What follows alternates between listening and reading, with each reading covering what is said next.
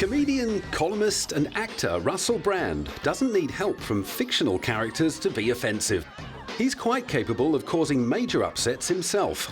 After landing his first presenting role as a VJ on MTV back in 2000, he was fired from the job for turning up to work dressed as Osama bin Laden the day after the 2001 September 11 attacks, and for allegedly inviting his drug dealer on set.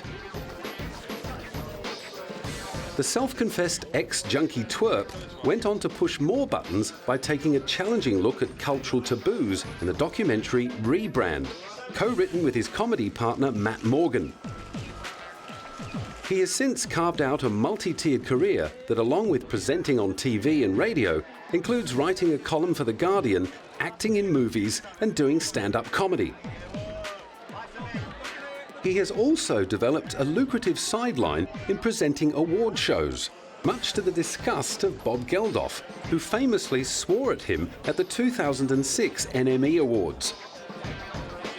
Russell responded by saying that it was really no surprise that Bob was such an expert on famine, since he'd been dining out on the Boomtown Rats hit I Don't Like Mondays for 30 years. At the Brit Awards the following year, he was under strict instructions from Noel Gallagher to rein in the upstaging remarks. Yeah, I'll just be professional, I think, and it's about the band, isn't it, really? Noel Gallagher has already told me in no uncertain terms that if I attempt to overshadow him, he's going to beat me up. He's made it really plain. He said, it's my night, not your That's what he said to me. So I'll be making no attempts to upstage the Gallagher brothers. It's about our races. By 2008, his notoriety as a host had spread to the US, and he was offered the job of hosting the MTV Awards. The VMAs this year is so bloody exciting that it'll make P.T. Barnum look like, oh, he was half-hearted. What do you mean, Tom Thumb, a little fella? That's not interested, a dwarf in a closet. Get yourself together. It will make Don King's hyperbole look ludicrous and understated as I make his hair look tame. For heaven's sake, it's going to be a wonderful day. And guess what, right? We're doing it here on the Paramount lot. We're properly exploiting that. The show's star performer, Christina Aguilera, didn't seem to know quite how to take the self-styled larrikin, who describes his fashion sense as S&M Willy Wonka. Hi, how are you? I'm very well. Do you need assistance walking in your spectacular outfit?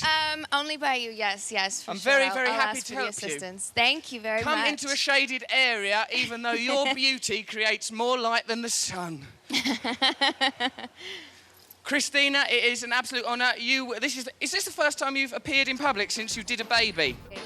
Despite offending the Jonas Brothers by mocking their wearing of purity rings and referring to George Bush as that retarded cowboy fellow, Russell later claimed he'd already been invited to host the awards again in 2009, thanks to a viewing spike of more than 20%. Yeah, sort of conceptually it's quite challenging. Russell's Byron meets Little Boy Lost meets Trash Bag act has also helped him lead a charmed life in the ladies' man department. He took out the Sun newspaper's Shagger of the Year award 3 years in a row, causing it to be redubbed the Russell Brand Shagger of the Year award. In late 2008, however, it appeared that all the offensive behaviour had finally caught up with him, when he and fellow BBC radio presenter Jonathan Ross decided to leave lewd messages on veteran actor Andrew Sack's answer phone.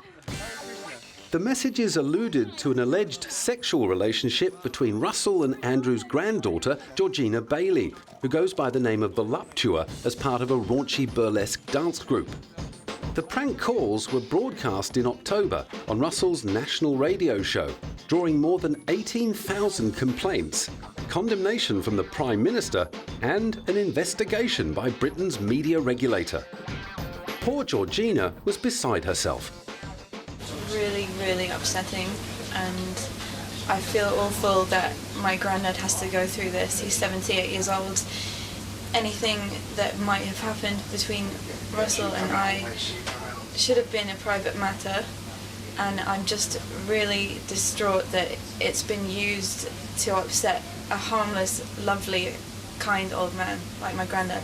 Russell and Jonathan apologised to Andrew, who is most famous for playing Spanish waiter Manuel in the 70s comedy Fawlty Towers. I accept all apologies, but I'm not asking for them. It's not out of my hands, really.